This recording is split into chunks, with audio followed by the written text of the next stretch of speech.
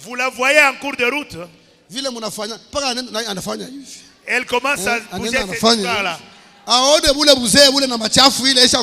ne vois pas que ton âge est déjà avancé, même tes joues sont déjà joufflus.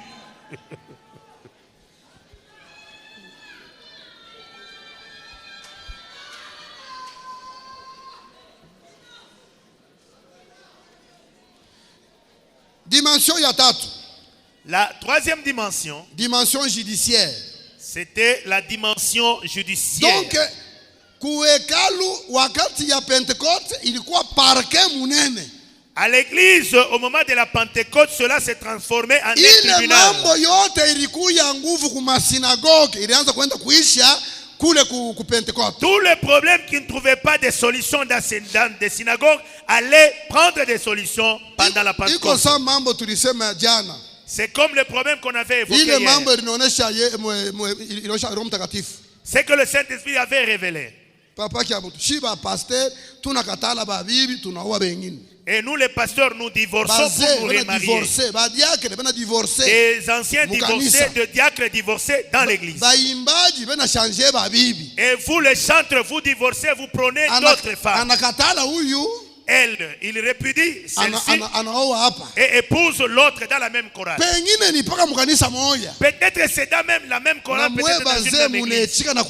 Et vous les anciens, vous acceptez cela. Dieu va vous brûler pour cela. Il faut mener l'église de Dieu dans le chemin droit. Si quelqu'un répudiait sa femme et se remariait, là il devient directement impudique. Et la deuxième femme là, sache que ce mariage là ne t'appartient pas, tu voles.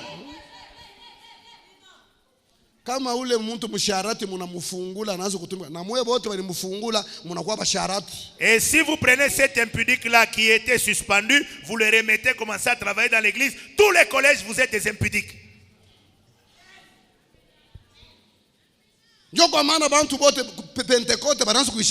C'est pourquoi tout le monde fuyait et craignait la Pentecôte.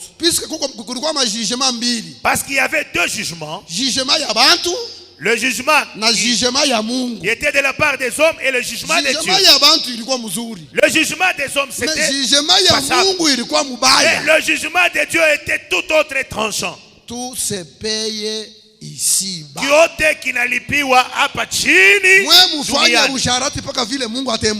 Continuez à commettre l'impudicité, faites-le, Dieu vous payera pour cela. Tu es conducteur dans une chorale, tu prends toutes les sœurs qui deviennent tes femmes. Dieu te payera pour cela.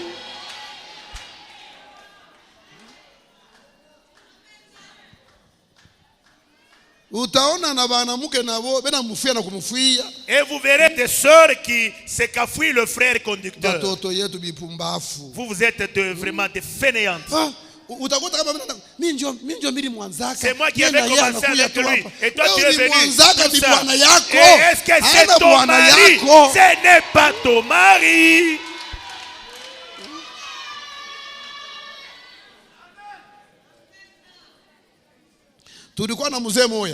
On avait un ancien. L'ancien était décédé. Notre ancien. Au niveau de la station comme président ou Asafa Premier. Il a été nommé au niveau de la station comme président d'Asafa Premier. C'est quelqu'un qui avait de moyens. Et ce papa-là, il a vu qu'il a été nommé président à Safa. Il a exterminé toutes les mamans. Et là, il a exterminé toutes les mamans.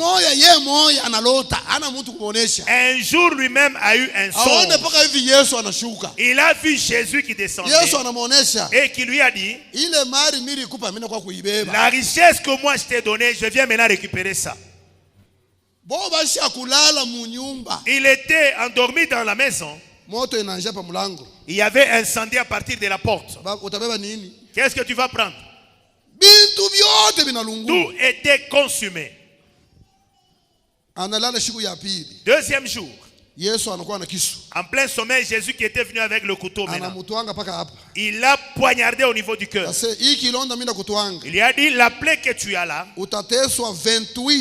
tu vas souffrir durant 28 ans. Il s'était réveillé. Il a commencé à toucher la partie où il a vu. Il est parti, il a circulé dans toutes les stations. Le jour où il a accompli 28 ans de maladie, c'est ce jour-là qu'il était décédé.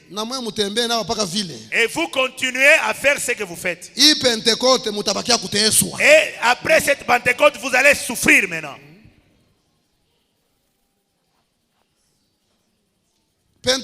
Dimension ya ine. La quatrième dimension ni dimension spirituelle. Ilikuwa ni hatua ya kiroho. Juu ya nini barianza kuya ku Pentecote? Pourquoi il venait à la Pentecôte? Barianza kuya ku Pentecote juu ya bintu mbili. Il venait à la Pentecôte pour deux choses. Kitu kia kwanza, la première des choses, kuilionesha mbele ya Mungu. C'est se montrer devant Dieu. C'est montrer devant Dieu. Dire à Dieu que moi je n'ai aucun péché. C'est pourquoi vous avez vu Ézéchias. C'est lui qui disait, je me mets avec justice devant toi. Et je marche dans la fidélité depuis que j'ai commencé à œuvrer pour toi. Et toi, pasteur. Le rapport pour amener à la section, tu divises deux cahiers. Ça, tu mets dans tes poches et la somme restante, tu amènes là-bas. Tu souffriras affamé dans ta vie. Et toi, sectionnaire, on t'amène les rapports, tu commences à arranger des ratures partout et tu amènes à la station une partie. Moi, je ne les suis même pas. J'ai toujours dit à Dieu, c'est toi qui m'avais envoyé. Va contrôler dans leurs poches. Dieu contrôle dans les poches. Aujourd'hui, tu mens. Demain, c'est ton enfant qui tombe malade. Tu vas passer dans tous les hôpitaux de Colombie. Et tu iras même à Lubumbashi à Don Bosco. 2 mois là-bas. Et je pose la question, l'argent tu auras ça dans tes poches. C'est pourquoi vous souffrez. Vous ne souffrez pas ceux qui vous conduisent, vous souffrez parce que c'est Dieu qui vous aide. Et la deuxième des choses, vous faites souffrir l'église que vous dirigez. Le jour où tu amènes un autre rapport qui n'est pas vrai, ces jours-là tu ne es plus pasteur, sache que tu es devenu voleur. Et toute prière que tu adresseras à Dieu, c'est une prière de voleur. Dieu ne peut pas écouter un voleur. La deuxième des choses, pourquoi il venait à la Pentecôte, c'est prendre la puissance du Saint-Esprit et aller avec. C'est pourquoi toi, chrétien, tu crains le sorcier.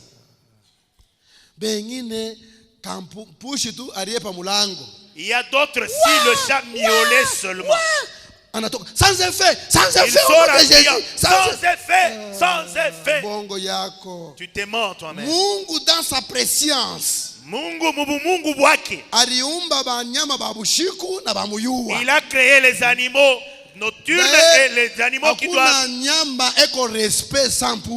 Et le chat a beaucoup du respect. Qui a déjà vu un chat qui commet l'adultère pendant la journée? L'homme, c'est le matin, le soir, à 12h, à n'importe quelle heure. Il commet l'impudicité. Sauf le chat. C'est le chat commet ses rapports la nuit seulement. Tel que Dieu l'avait créé, la chatte n'est pas facile à draguer. Et le chat doit supplier la chatte. Pardonnez-moi, pardonnez-moi,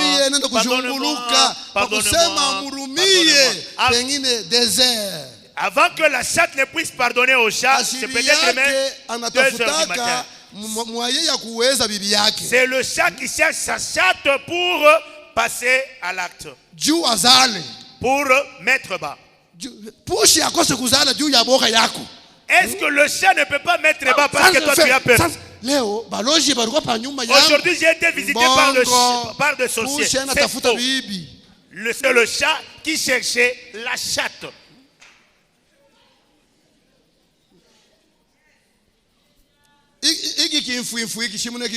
Vous connaissez les hiboux?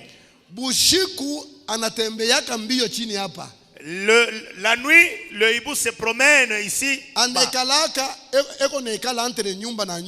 Et il se met souvent entre deux maisons. Et le souris, ils savent que si ici il n'y a pas à manger, ils traversent pour aller là où il y a de la nourriture. Et quand les chats doivent traverser, lui il est rapide, il poursuit les chats, les souris, il prend et il mange. S'il est rassasié, là il commence maintenant à adorer Dieu. Merci Mungu. Merci. Merci Mungu. Merci.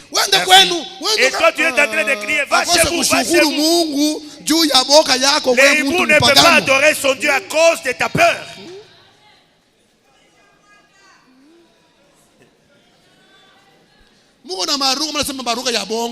Et vous vous exprimez dans on peut appeler des fausses langues. Vraiment, si je n'avais pas parlé en langue, il devait continuer à faire du n'importe quoi. Non, non, c'est faux. Si il quittait maintenant la Pentecôte, il commençait à donner de prophéties justes. Quand Paul était arrivé à Damas, c'était le jour de la Pentecôte. Il y a ni siku ya Pentecôte. C'est pourquoi il avait vu la lumière. Vous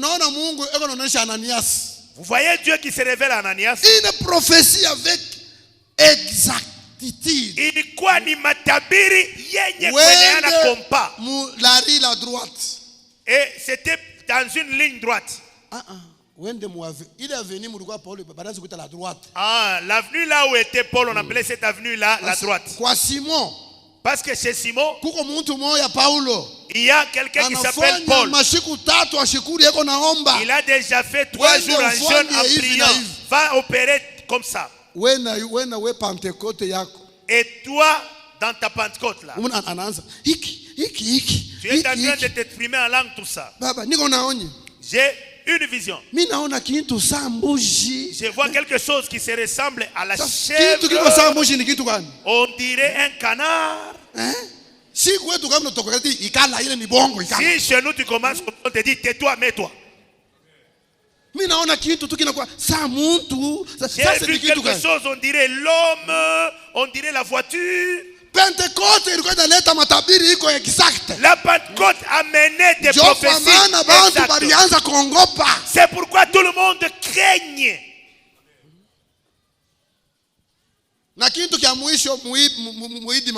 Et la dernière dimension,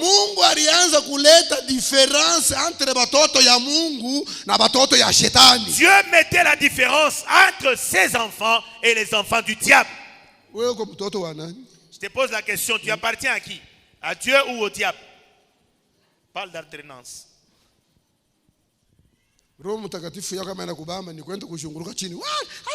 Ça, si toi tu es rempli du Saint-Esprit, tu commences maintenant à faire de culbutes, tout ça sur le sol. Et tous ceux qui sont en train de faire des acrobaties, s'ils sont remplis du Saint-Esprit, là démontre qu'en toi il y a encore quelque chose qui appartient au diable. C'est pourquoi, pasteur et ancien, si vous voyez de tels gestes dans l'église, vous devez prier sur le frère ou la soeur afin qu'il soit délivré. Tu as une vision, tu as une révélation de la parole de Dieu. Alléluia. Et là, tu es en train de dire Alléluia. J'ai une vision. Ça, c'est l'impression seulement. Il est tout Congo Shabbat. Quand Dieu parle, il parle à une voix audible. Mais si ça venait, ça vient avec respect. Si quelqu'un il est rempli du Saint-Esprit, commence à dire c'est un impoli. Là, il est impoli.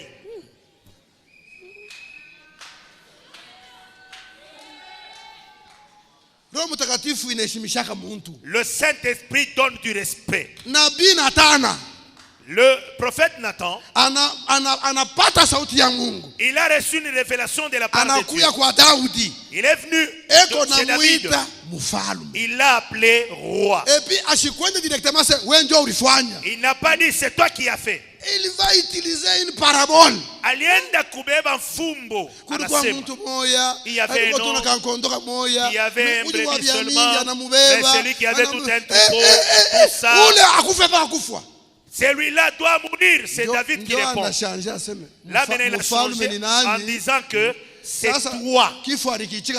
Il a accepté maintenant la mort. Non. Il a dit non, Seigneur, pardonne-moi. Il commence à crier tout ça. Et vous tous qui recevez la révélation de Dieu, le Saint-Esprit, c'est un esprit de respect. Venez me prophétiser disant Henri, c'est toi, Henri, c'est toi. Avant qu'il se termine, tu seras suspendu. Tu pars avec ta prophétie. Et là, tu es en train de prophétiser sans respect et tout ça. Tu te crois, je sais pas. Dans l'église, nous devons avoir du respect mutuel. Jésus qui dit, je ne peux plus continuer à vous appeler mes enfants, mais je vais vous appeler mes amis. Je suis l'ami de Jésus, il ne faut pas se jouer de moi. Et tout don qui est dans l'église, ces dons-là appartiennent au pasteur. Si le pasteur déclarait seulement que le don que tu as en toi, je suspends cela, ça doit être suspendu. Ce que vous lirez ici bas sera lié aussi où? Au ciel.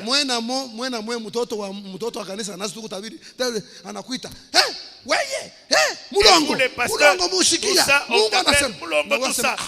Et là, on commence à dire maintenant, là c'était le don venant qui est venu avec force, hein, avec puissance. Il est puissant, ce serviteur, hein? Jeune prophète.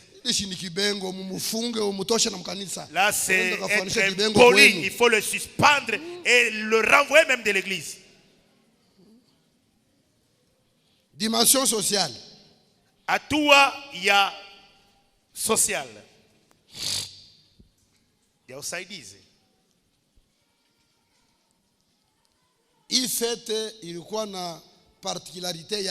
Cette fête avait ses particularités. C'est une fête qui rassemblait tout le monde. Puisque il est dimension spirituelle. Parce que la dimension spirituelle a mené trois choses. Première des choses, rassembler les gens. La deuxième des choses, consoler les gens. Et la troisième, édifier les gens. Et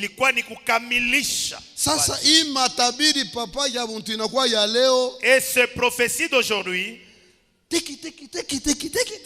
quelqu'un qui impressionne tout ça, et celui qui il prophétise disant celle qui te tue, c'est ta maman. Je vous pose la question, il rassemble, il a consolé, ou il a édifié. Celui-là, c'est un brigand, il faut le suspendre.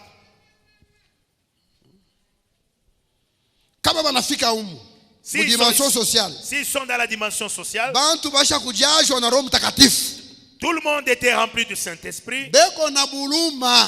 Ils avaient maintenant de l'amertume. Miséricorde. Il y avait la miséricorde, l'affection. Okay. L'affection.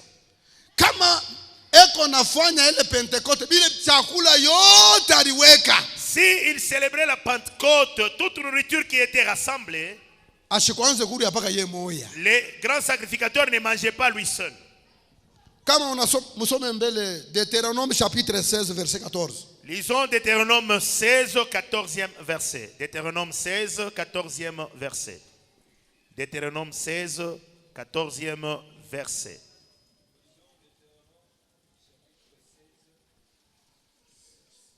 Deutéronome 16, 14e verset. Lisons.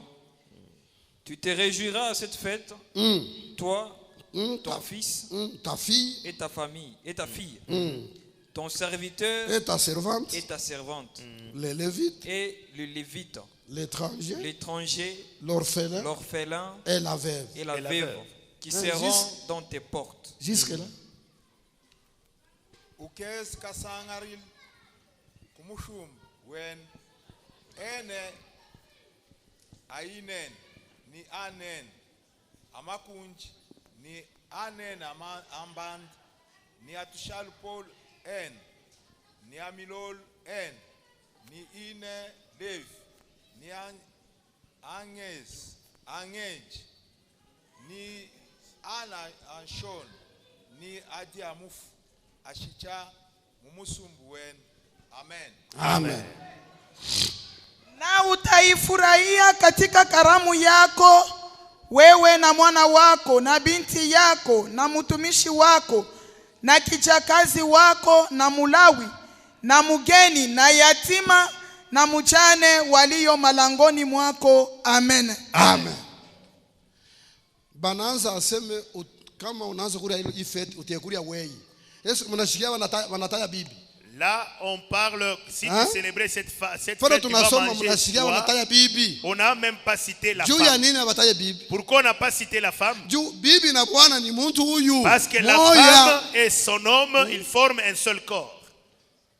Papa Stéphane, j'étais arrivé chez un révérend il n'y a pas longtemps. Et comme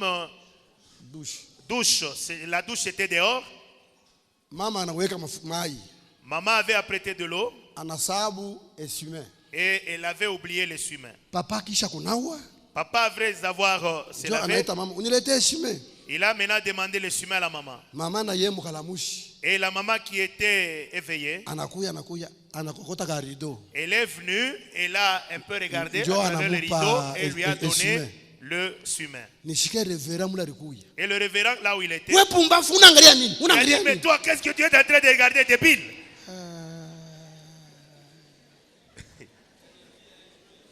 J'ai